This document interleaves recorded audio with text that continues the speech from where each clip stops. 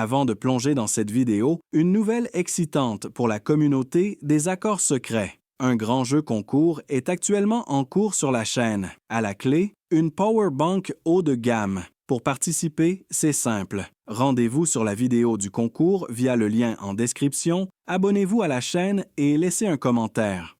Le tirage aura lieu dès que nous atteindrons 1000 abonnés. Alors, n'attendez plus, rejoignez l'aventure. Et maintenant, place à votre vidéo. La plupart des gens ignorent l'évolution spectaculaire de l'arsenal nucléaire russe ces dernières années.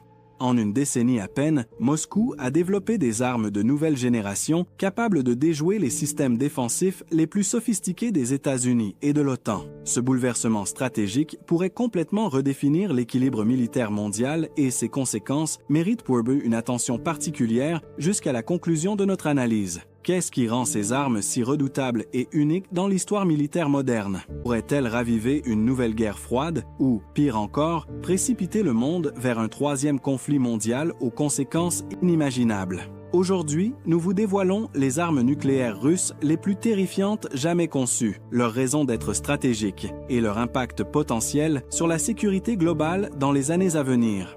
Avant d'entrer dans le vif du sujet, abonnez-vous immédiatement à notre chaîne et activez la cloche de notification pour soutenir notre travail d'analyse et ne rien manquer de nos décryptages sur la technologie militaire et les grandes stratégies de puissance qui façonnent notre monde.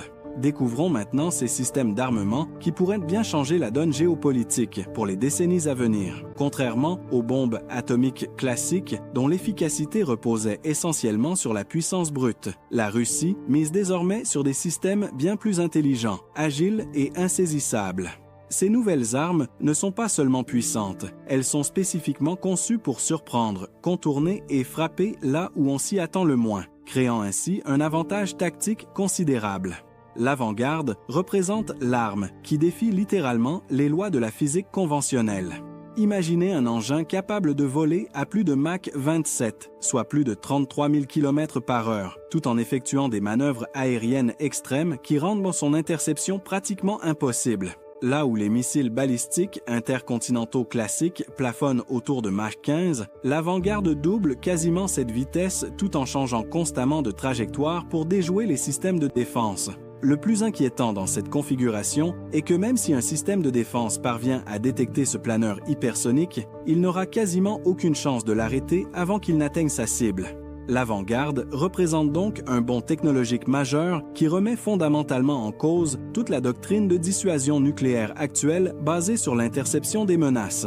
Passons maintenant au Poséidon, véritable terreur venue des profondeurs océaniques. Contrairement aux missiles lancés depuis la Terre ou l'air, le Poséidon évolue dans l'océan, invisible aux radars et aux satellites de surveillance. Ce drone nucléaire sous-marin autonome peut parcourir des milliers de kilomètres sous l'eau en silence total et frapper au moment jugé idéal par ses concepteurs. Son ogive de 100 mégatonnes est 2 fois plus puissante que la Tsar Bomba, la bombe la plus destructrice jamais testée dans l'histoire de l'humanité. Mais ce n'est pas tout. En explosant près des côtes, le Poséidon pourrait provoquer des tsunamis radioactifs capables de raser des villes entières et de rendre les zones littorales inhabitables pendant plusieurs décennies. Son concept est aussi simple qu'effrayant, rester caché dans les profondeurs maritimes et frapper de manière imparable quand le moment est venu. Dernier monstre de cette trilogie nucléaire, le Sarmat, également surnommé Satan II, incarne la nouvelle puissance de frappe stratégique russe.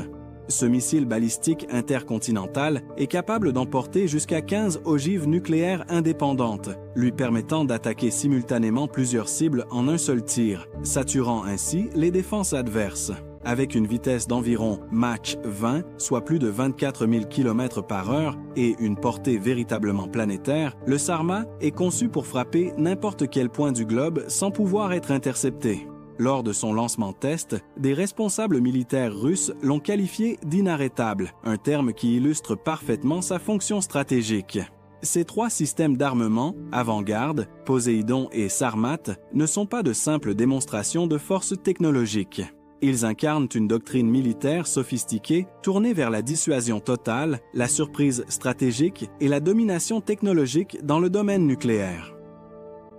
Sommes-nous à l'aube d'une nouvelle ère nucléaire, où les anciennes règles du jeu géopolitique ne sont plus valables? Le monde est-il véritablement prêt à faire face à cette nouvelle génération d'armes de l'ombre qui redéfinissent les équilibres établis depuis la fin de la guerre froide? La capacité de frapper plusieurs cibles simultanément en moins de 30 minutes rappelle de façon glaçante à quelle vitesse un conflit moderne pourrait dégénérer en guerre nucléaire totale sans possibilité de retour en arrière. Mais derrière ces armes d'une puissance véritablement terrifiante, il ne s'agit pas seulement d'innovation technologique pour la Russie. Ce que Moscou cherche à établir, c'est un véritable contrepoids stratégique aux boucliers antimissiles occidentaux, qui risquaient de rendre obsolète sa capacité de dissuasion traditionnelle. Avec des engins comme la Vanguard, le Poséidon ou le Sarma, la Russie envoie un message parfaitement limpide à ses adversaires. Aucun système de défense, aussi avancé soit-il, ne pourra neutraliser sa capacité de riposte nucléaire. Cette garantie d'une frappe massive, en retour, constitue désormais le pilier central de sa doctrine dissuasive actuelle et un moyen clair d'assurer son poids géopolitique face aux puissances occidentales dans un contexte tendu. Explorons maintenant les raisons profondes qui poussent la Russie à investir aussi massivement dans cette nouvelle génération d'armes stratégiques. Quels sont les objectifs géostratégiques précis poursuivis par le Kremlin?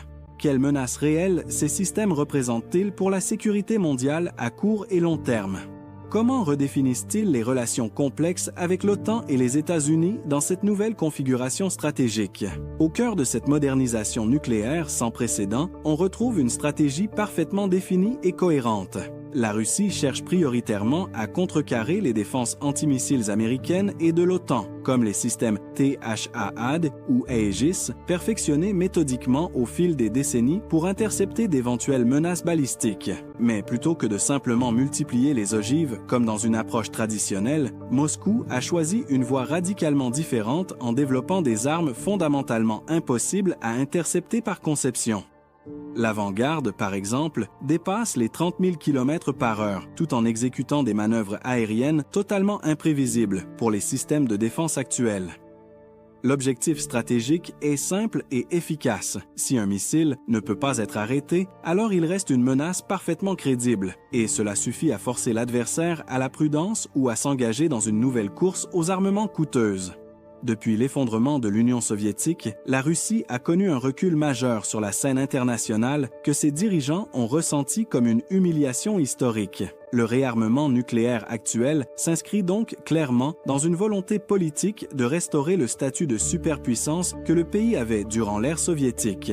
Ces nouvelles armes stratégiques sont bien plus que de simples outils militaires dans cette perspective. Elles représentent des symboles puissants de résilience nationale, de souveraineté retrouvée et de fierté patriotique pour de nombreux citoyens russes. Cette renaissance technologique spectaculaire est perçue comme la preuve tangible que leur pays reste une puissance véritablement incontournable, capable de se faire respecter sur la scène internationale, d'imposer sa vision géopolitique et de dissuader efficacement toute tentative d'ingérence étrangère dans sa sphère d'influence. L'un des leviers stratégiques les plus puissants utilisés par Moscou dans cette nouvelle configuration est la menace implicite d'un désastre potentiellement incontrôlable.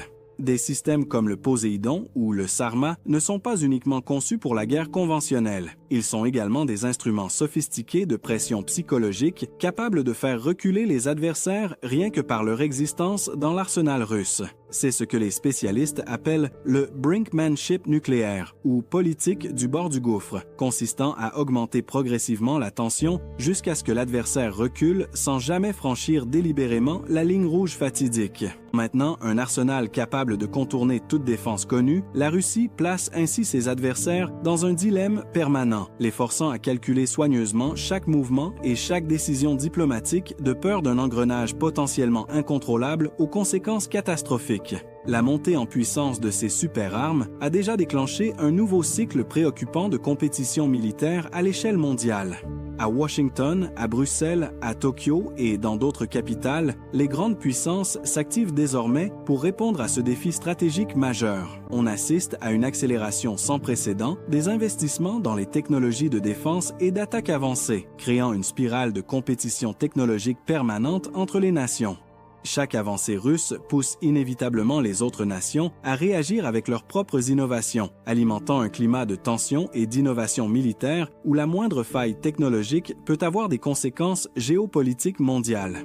Cette nouvelle course aux armements ne se joue plus seulement sur la puissance destructrice brute comme pendant la guerre froide, mais sur la vitesse, la furtivité et la capacité à dissuader par une supériorité technologique évidente.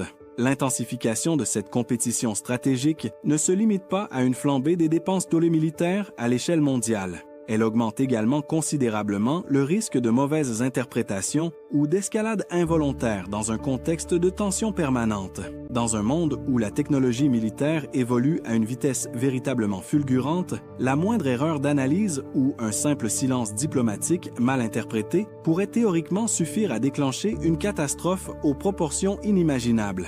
Autrement dit, si la quête perpétuelle de supériorité technologique renforce certainement quelques aspects de la sécurité nationale des grandes puissances, elle rend aussi, paradoxalement, l'environnement international de plus en plus instable et potentiellement fragile. Malgré les dangers évidents qu'elle comporte, la dissuasion nucléaire reste au cœur des doctrines militaires contemporaines des grandes puissances. L'idée fondamentale demeure simple et directe. Une menace crédible de riposte massive suffit généralement à dissuader toute attaque ennemie directe sur le territoire national. Dans cette optique stratégique, la modernisation spectaculaire de l'arsenal russe est perçue par ses dirigeants comme une nécessité absolue pour maintenir l'équilibre global des forces face aux avancées occidentales. Mais cette approche soulève désormais des interrogations de plus en plus pressantes parmi les experts en géopolitique et en sécurité internationale. Ces armes ultramodernes apportent-elles réellement plus de stabilité en garantissant une destruction mutuelle assurée ou bien nous rapprochent-elles lentement mais sûrement d'un point de non-retour dans les relations internationales? La réalité complexe est que la course russe à la suprématie nucléaire agit comme une épée à double tranchant dans le système international. D'un côté, elle préserve efficacement une capacité de riposte crédible face aux boucliers antimissiles occidentaux de plus en plus sophistiqués. De l'autre, elle ravive incontestablement les tensions internationales et multiplie dangereusement les scénarios potentiels d'escalade incontrôlée en cas de crise majeure. Aujourd'hui, les relations internationales sont plongées dans une dynamique particulièrement tendue où chaque nouvelle avancée technologique dans le domaine militaire renforce paradoxalement autant les positions stratégiques des nations que les dangers potentiels pour la stabilité mondiale. À mesure que les grandes puissances perfectionnent leurs arsenaux respectifs, les marges d'erreur se réduisent inexorablement et les risques augmentent proportionnellement dans une équation géopolitique complexe. Mais au-delà des prouesses techniques impressionnantes qu'elles représentent, ces nouvelles armes russes, comme l'Avant-Garde, le Poséidon et le Sarmat, bouleversent également profondément les règles établies du jeu diplomatique international. Elles ne sont pas simplement des innovations militaires remarquables, elles redéfinissent fondamentalement les rapports de force, les calculs stratégiques et la perception même de ce qui constitue la sécurité nationale et internationale dans notre monde contemporain. L'un des effets les plus préoccupants de cette modernisation accélérée des arsenaux est sans doute l'augmentation dramatique du risque de malentendus stratégiques entre grandes puissances. Dans notre monde ultra connecté et sous tension permanente, une simple manœuvre défensive mal interprétée, un test militaire non signalé correctement aux autres puissances ou même une simple panne technique dans les systèmes de communication peuvent théoriquement suffire à mettre le feu aux poudres dans certaines circonstances. De nombreux analystes militaires tirent désormais régulièrement la sonnette d'alarme face à cette réalité inquiétante. Alors que les États investissent frénétiquement dans leurs arsenaux respectifs et dans des systèmes toujours plus rapides et autonomes, le risque de déclenchement accidentel d'un conflit nucléaire n'a potentiellement jamais été aussi réel depuis la crise des missiles de Cuba. Le danger principal ne réside plus seulement dans les armes elles-mêmes, aussi dévastatrices soient-elles, mais également dans l'incertitude croissante et la méfiance systémique qui les entoure désormais. Éviter un conflit nucléaire catastrophique à notre époque ne peut plus reposer uniquement sur les mécanismes traditionnels et les traités classiques hérités du 20e siècle.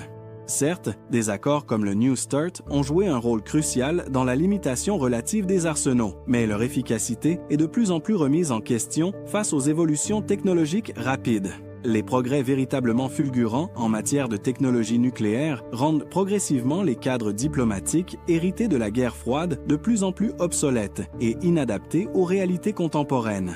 Face à cette réalité préoccupante, un ajustement diplomatique majeur semble désormais s'imposer pour préserver la stabilité internationale. Les institutions multilatérales, comme l'ONU et les diverses organisations régionales de sécurité, ont un rôle absolument essentiel à jouer dans cette nouvelle configuration. Elles doivent impérativement faciliter un dialogue stratégique renouvelé entre les grandes puissances, instaurer de nouvelles normes de sécurité collective adaptées aux réalités technologiques actuelles et surtout contribuer à rebâtir progressivement un climat minimal de confiance entre les principales puissances nucléaires mondiales. Mais dans notre contexte international, marqué par une méfiance généralisée et des tensions croissantes, parvenir à un consensus véritablement efficace sur ces questions est devenu un défi diplomatique véritablement titanesque. En définitive, que doit-on retenir de cette situation stratégique complexe et potentiellement dangereuse?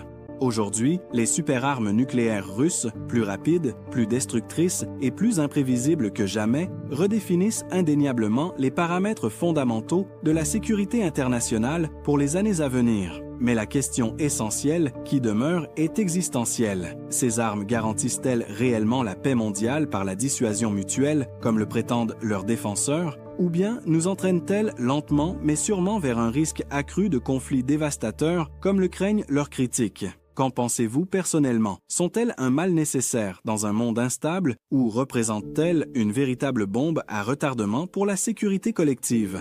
Partagez votre opinion éclairée dans les commentaires ci-dessous. Et si cette analyse approfondie vous a éclairé sur cet enjeu crucial, n'hésitez pas à liker cette vidéo, à la partager largement et surtout à vous abonner à notre chaîne pour avoir accès à davantage de décryptages pertinents sur la géopolitique mondiale et les grands enjeux contemporains de sécurité globale qui façonnent notre avenir commun.